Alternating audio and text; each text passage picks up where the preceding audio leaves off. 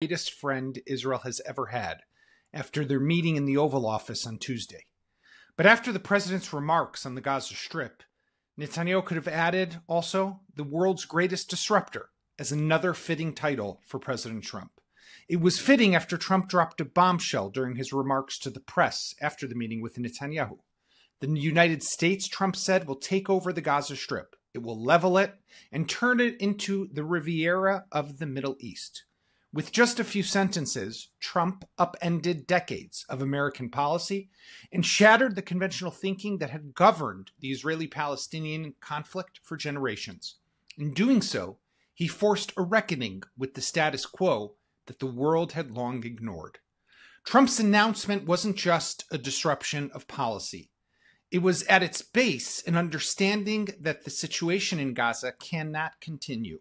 The Strip, used as a launch pad for attacks against Israel and a breeding ground for radicalization, has become a symbol of failure, not just for Hamas, but for the Palestinian Authority that has failed to reform its own society.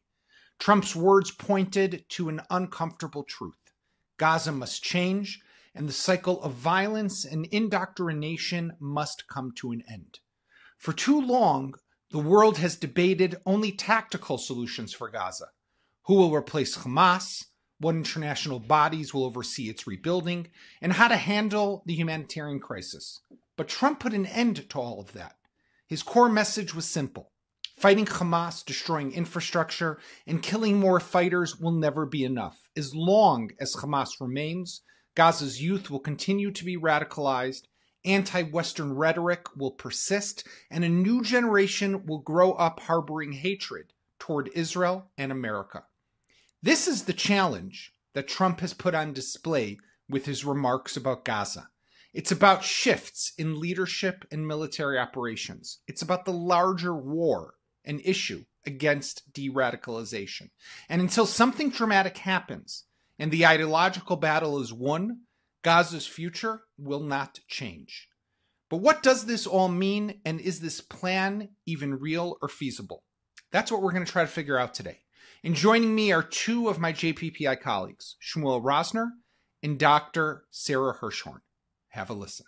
So Shmuel and Sara, it's great to have you both back on the show. And I was thinking about how do we begin to even analyze or dissect or talk about what happened Tuesday night, well, late Tuesday night here in Israel, Tuesday late afternoon in Washington, D.C., where Prime Minister Netanyahu and President Trump held their first meeting now with Trump as president in his second term.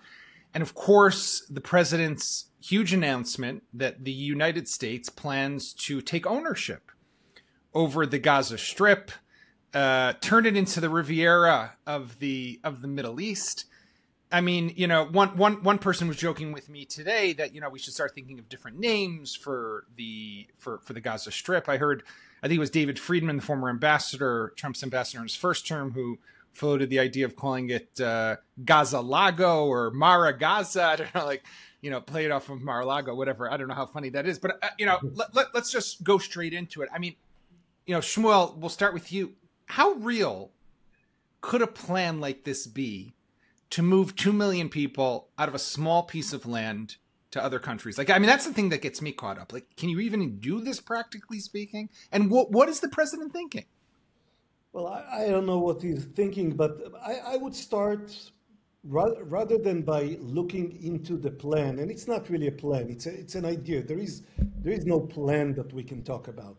There is an idea, but I think that before even talking about the practicability of the idea, what we need to do is pause for a second and recognize that this was something different. It is not your usual president meets a prime minister moment, and then they say nice things about moving in this direction or that direction and floating some, rehashed ideas.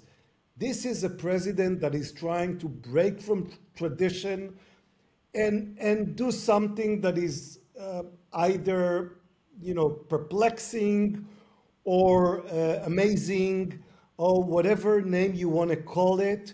But he's throwing out the window 30, 40 years of diplomatic work. And This is conventional wisdom about what has to do with this conflict. exactly, look back on the last 40, maybe even 50 years of American diplomacy in this region, in American diplomacy vis-a-vis the Israeli-Palestinian problem or conflict, and Trump just took it all and threw it out the window. And this is something that we need to recognize first, and then we can go into the details. And of course, the details are important, and you're asking great questions. I'm not sure how you take 2 million people and move them, and where to. I don't see anyone willing to take them in at the moment. Had it been the case that, Belgium would ready to accept them all, you could say, okay, let's put some great cruise ships along the shore and tell all Gazans that those who board the ship will get $10,000 and a free ticket and residency or citizenship in Belgium or the Netherlands or Sweden. Sweden, the Swedish love the Palestinians, right? So okay, so since we don't have such situation, what we have now is mostly a sentiment, a decision on the part of the president to say, old ideas are out, we need something radically new.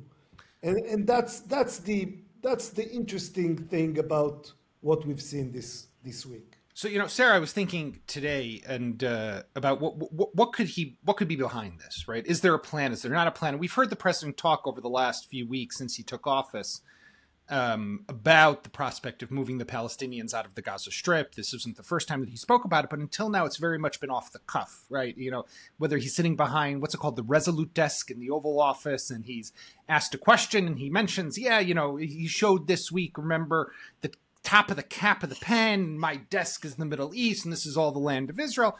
Or he'll talk, he'll say, yeah, we should do something, we got to get them out of there. So, but what we saw on Tuesday night was he's reading from a page. In other words, there was preparation here. This was part of something that they wanted to roll out, maybe in a more official capacity, I guess, to some extent. This was done at the briefing or the press statements that Prime Minister Netanyahu and President Trump made after they had their one-on-one meeting in the Oval Office. So, when you look at it, do you see a grand strategy here? Is there a grand strategy, or is this the president?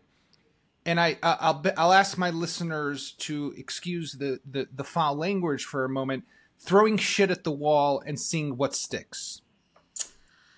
Well, first of all, I think I should set it out in sort of a kind of theoretical perspective that I think Donald Trump is a son of immigrants, or grandson or great-grandson of immigrants who came to the United States. And I think he does have this particularly American idea of what's wrong with people leaving their country to seek, new fortunes and the streets paved with gold somewhere else. That's what, the Trump ancestors did. Why shouldn't the Palestinians do that? And I'm going to make it happen for them.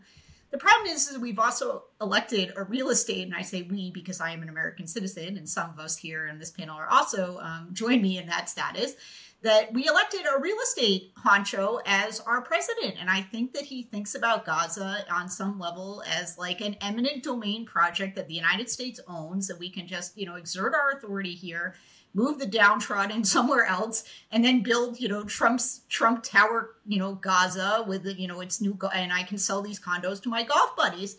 So I think this is some sort of the perspective that Trump comes from, which is a deeply American entrepreneurial ethos where he thinks this is a solution to the conflict. Now, of course, we have one question that no one is addressing, and I think that's because Hamas will not let average Gazans speak to this issue, is how many Gazans actually really want to take advantage of this plan? Is there interest here amongst the average man on the street of starting their life somewhere new? The Biden administration, along with the rest of the international community, prevented Gazans from fleeing from the Strip at the onset of the war. There was by the way, I'm sorry to interrupt, but when you were talking about the real estate, I was just remembering when he spoke, he didn't say, we're going to move it out, we're going to rebuild, we're going to take a long-term ownership position on the Gaza Strip. That is just the language. And I've never worked in real estate, but the language is like a real estate business language. You take an ownership position on a deal, right, or whatever it is. I mean, just the and whole also lingo. just gentrify the neighborhood of Gaza. We'll move the sort of poor, downtrodden, afflicted Gazans somewhere else, and move the rich fat cats in, which also seems to be it seems to me that's the back of Trump's mind, also part of this. But, no one's asking average Gazans what they really want. Right. And we also don't know what other surrounding states may do. It's been very clear in the last few weeks since Trump assumed the presidency that he is telling his allies, whether that's Canada or Mexico or Panama or even to some extent China, that there's no such thing as a free lunch of Big Macs and Diet Cokes in the Trump administration, that allies have responsibilities and they have to do certain things in order to receive the funding that the U.S. government is providing. So I think that Trump is correct when he says that, if we tell Egypt and Jordan that they're going to do it, with the assumption that that means if you don't do it, goodbye U.S. funding, that there will be some maximal pressure exerted. But whether this is a realistic scenario or whether he's using it as leverage to force alternative governance in Gaza and the people of Gaza to come to the table and say, wait a minute, actually what we'd like to do is rid ourselves of Hamas and live in peace and security side by side with Israel on our own land. Please don't do this. We want to be here, and we will, submit to a different paradigm, may be part of the calculation, but I'm not sure. I think Trump actually believes this is kind of a real estate deal. Well, I mean, let's talk about a couple of these options, Shmuel. So, if we think about it, there's kind of two that come to mind for me. One is that very much on a very fundamental core level is him saying, to some extent, if you look at the foundation of what he's saying, is basically what was can't keep going, right? We can't just stay in this cycle. We can't just, kick the can down the road and, Israel fights a little more, destroys some more infrastructure, kills some more fighters, and, we put in some new puppet on top, and although Hamas will still be there and think everything's going to be okay. No, we have to change things up in a big way. This has to stop. So, I think when you look at it that way, there actually is value here in saying we need a big, dramatic, radical change to Gaza because something there is completely broken at the core. But there's also, I think, and Sara was kind of hinting to this, that it's about shaking things up, right? Trump, Prime Minister Netanyahu, called him the greatest friend Israel has. Well, he also could have called him the greatest disruptor the world has ever had, right? Because that's what this is. And you said this earlier, Shmuel, that it throws out 30, 40 years of conventional American policy wisdom, right, is now gone. I mean, this is very much the Trump way of doing things. Show for, we must admit, with little to show for. And that's the problem. 40 years of American diplomacy, and what did we get in return? Well, we got some achievements, but not specifically in the area of the Israeli-Palestinian conflict. We have the Abraham Accords, we have peace with Jordan and with Egypt, but the core issue of Israel and the Palestinians is not resolved, and it did not much advance. In fact, you might argue that we are going backwards from generation to generation or from decade to decade. The second intifada was worse than the first intifada, and October 7th was worse than the second intifada. So we are going backwards, and something needs to change, and that's a sentiment that we can all identify with and accept. Then again, if you offer Gazans to move to Egypt, I'm not sure that's a hugely tempting proposition.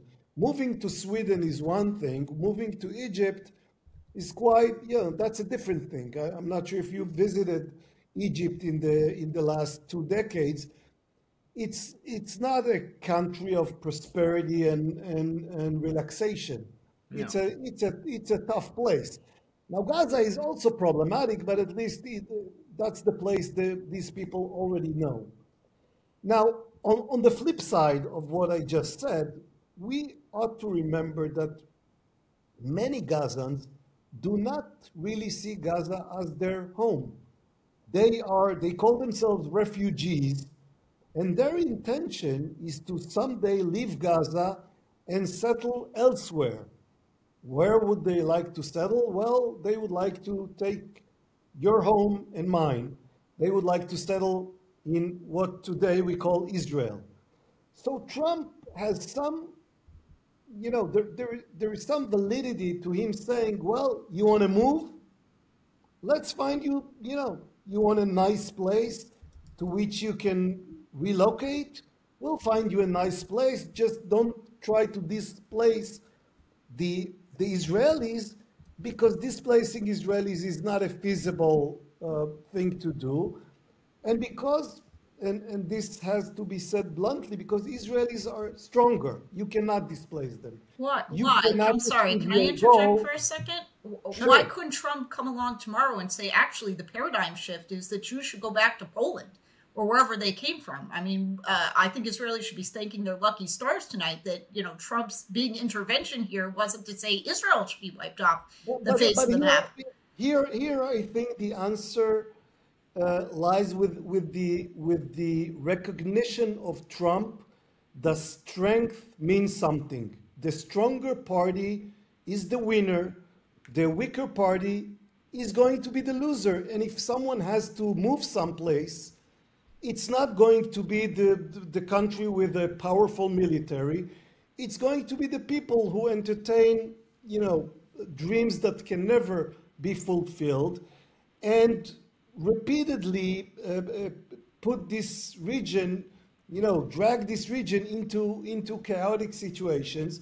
So we need to take this element from the equation, move it elsewhere, and maybe this will resolve the situation. But I mean, I do think, Sara, that maybe what that what you are saying, who knows if that could not apply potentially to the West Bank, right? Where, Israelis are waiting. And I was actually on, and I know Shmuel doesn't like this channel, but I was on channel 14 Tuesday afternoon in the run up to the meeting. And when they brought me in, I joined by camera from a distance, but in the studio, they had all these settler leaders who were literally talking with euphoria about the annexation that's about to come. And I said to the guy, listen, I don't want to crash the party, but I hear you guys talking about annexation, and I also hear the president talking about Saudi Arabia. They don't go together. Number one. Number two is it's very reminiscent of what happened in 2020. When we were talking about annexation then, and then the Emirati-Abraham Accords deal came along, and we removed annexation from the table. So, let me add one layer. If he says, I'm going to evacuate 2 million Gazans from Gaza to solve your situation there, would it be beyond him to say, well, and now I'm going to relocate 300,000 settlers from the West Bank exactly to resolve the situation over there? Yeah, no. So I think that's what I'm saying to Sara, is that who knows if that's not where we're headed. Could be. I just think that Israel is currently skating on Trump's good side. But if he looked at this, in a more cosmic way, he can say there's 2 million Gazans and 3 million West Bank Palestinians. And, I don't know, 9 million Israelis, 7 million of which are Jews, and another 2 million of which are Arabs living between the river and the sea. Who should I displace today?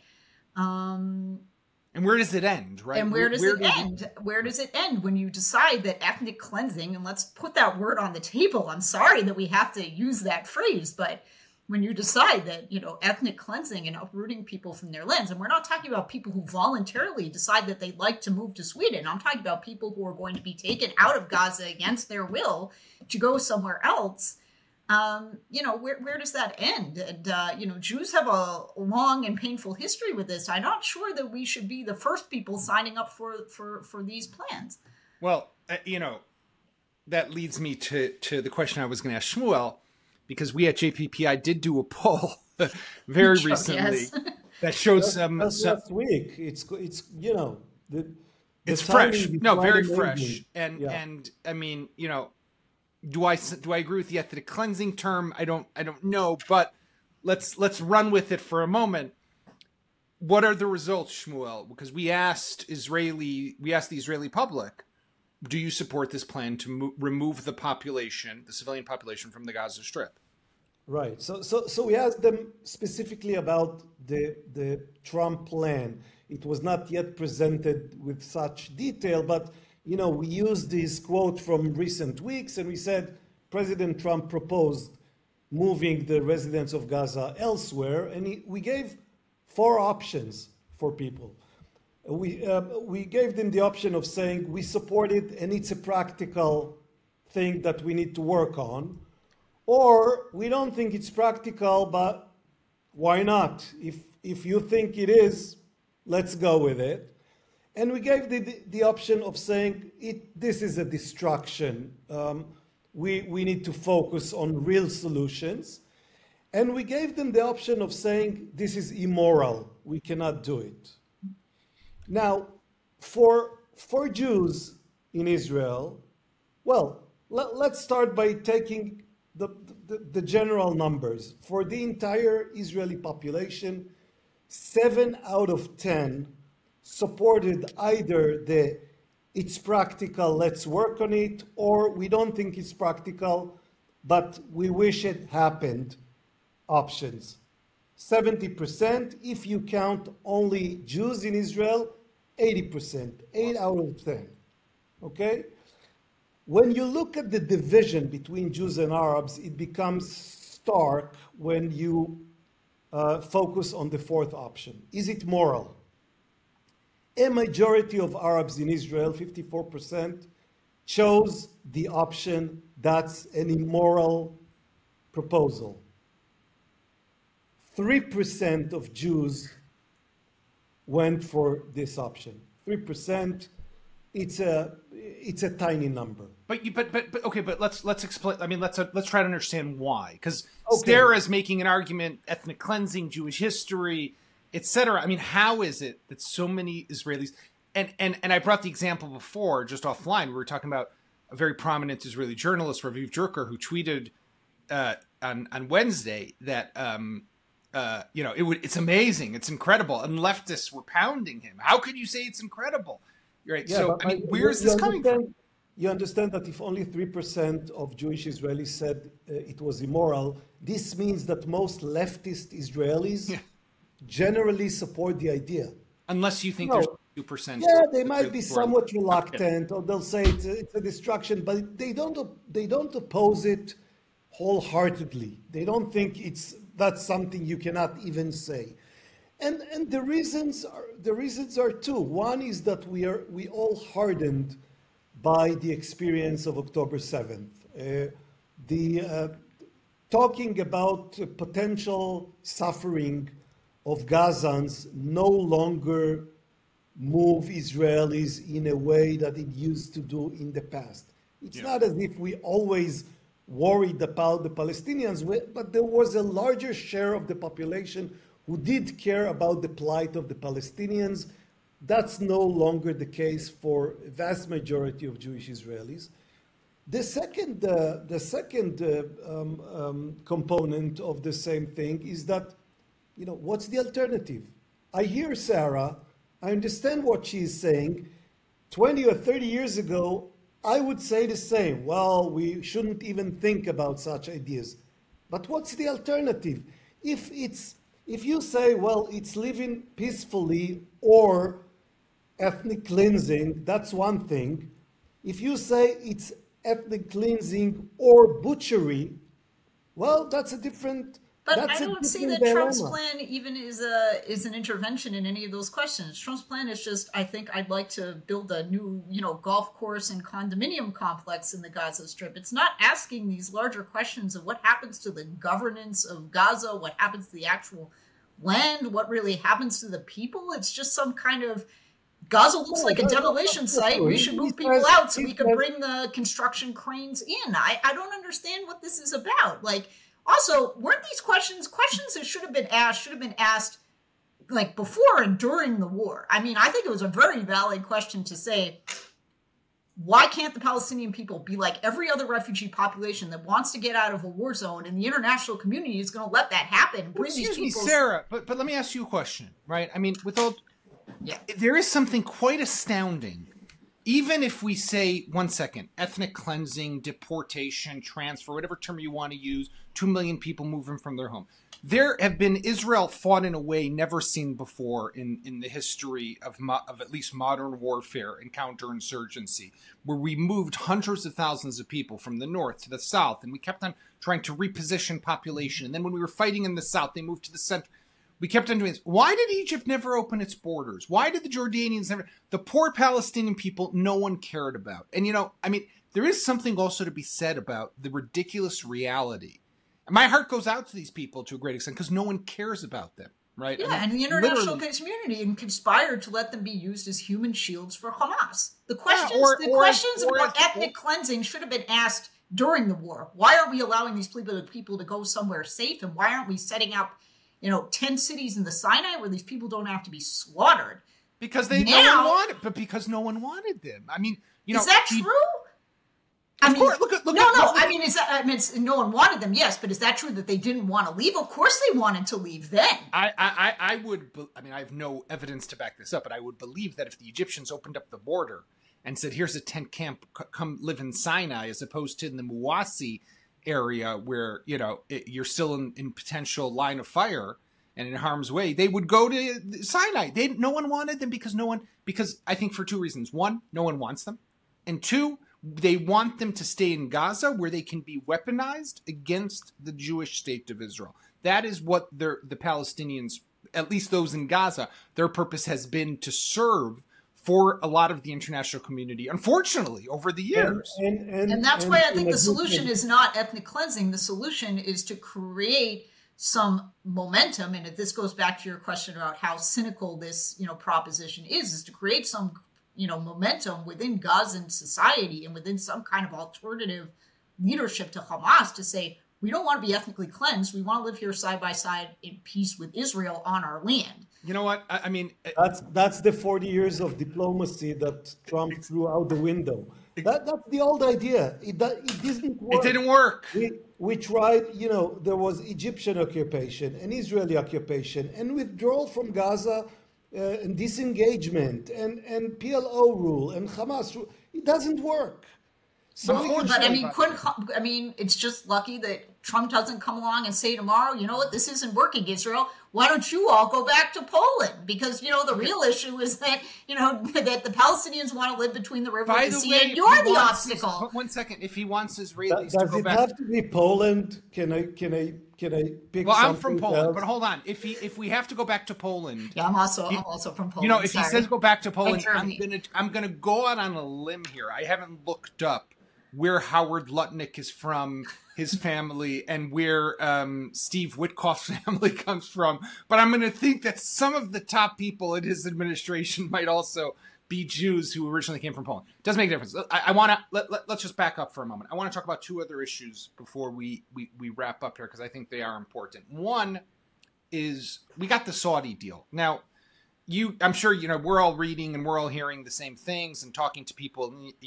Past administration, current administration, the deal was already on the table prior to October 7th. It got pushed away because of October 7th. There was an attempt to bring it back during the war, did not succeed. Trump is now here. There's going to be some issues because if the Saudis want the defense pact with America, they got to get a 67, 2/3 of Senate. And the issue there will be how do you get the Democrats to come on board with the Trump plan that's being brought through and without Israel committing to a two-state solution, because even if the Saudis want that, Israel can't do that, so they'll have to come up with some other wording. And can the Democrats come on board? Okay, let's assume we can get over all those different hurdles. But where I come at this is I'm thinking, okay, Trump wants the Saudi deal. He wants the Saudi deal, I think, for two primary reasons. One is the mahut, or the substance of what we talk about, or in Hebrew. It's a mega deal. I mean, this is not just normalization between Israel and a big, powerful, rich, strong Arab country, but some sort of normalization between Israel and the Islamic and Muslim world because of them as the guardian of the two holy sites of Islam. This will pave the way for Indonesia and Malaysia and other countries throughout that are Islamic states. So this is a big thing, and that's important. But there's also maybe important to Trump, but not as important to us, is he wants a Nobel Peace Prize. He's not going to get it from Russia, Ukraine, but he could get it here on Saudi and Israel. What does Gaza, how does this fit in to the Saudi plan that's on the table? So, Sara, I'll start with you, and then Shmuel, I want to hear your thoughts as well. I'm honestly, I'm not sure. I mean, let's say you eject the civilian population of Gaza, you rebuild Gaza, you still don't necessarily have any status of Gaza, of the governance of Gaza, of, unless U.S. boots are going to be on the ground there for the next 50 years, what exactly is the future of Gaza other than it's been depopulated? I don't know exactly how that plays into these aspirations, other than I guess if he thinks this takes the Gaza issue off the table and can shift the focus to the West Bank and creating some kind of appetite for moderate Palestinian leadership in the West Bank to at least have some level of, let's say, sub-statehood autonomy that Saudi Arabia, Israel, and the rest of the international community, including the Democrats, which I find very unlikely, can live with, maybe this allows for some opening there. Shmuel?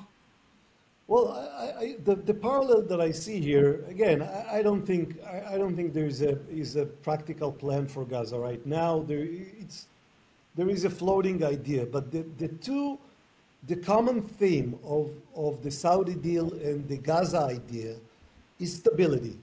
If you assume that what you want in the Middle East is stability that will create prosperity and peace and all the other things, then you say two things. To create stability, you need the Saudis and Israel to have some normalized relations, and then you can coalesce, the whole thing can coalesce around economic cooperation and building new things, etc. That creates stability.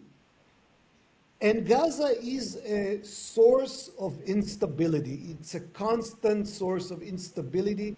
And maybe the president came to the conclusion that as long as we have Gaza there, and I would add Hezbollah to the same basket of deplorable, unstable entities, as long as you have Gaza in its current situation, you will not have stability. And this will ruin every attempt at achieving any deal. So maybe the idea is to say, okay, let's handle this thing. Let's try to take out of the equation this source of instability in parallel to building this new this new structure of stability in the Middle East, and then we got something that can be durable. These are my thoughts for now. Then again, many of the details are missing, and until we see something that is more concrete in the coming weeks or months, I can't say for sure how these two things combine to become one plan. I can just also add that Hamas and Palestinian Islamic Jihad are pretty well entrenched in the West Bank as well. So it's not just this question of removing Gaza from the equation. You can't forget about what's happening down the street from us in Jerusalem, which is also relevant to this Saudi. No, 100%. I actually heard someone say today that it would actually make more sense for him to do something in the West Bank and move people around, that as opposed to the Gaza Strip. But that's a whole other conversation, and we're not even getting into the politics of it.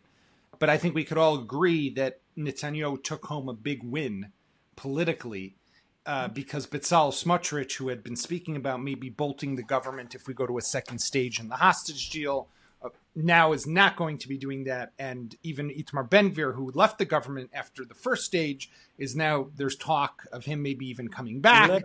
Election in Israel were pushed back to 2032.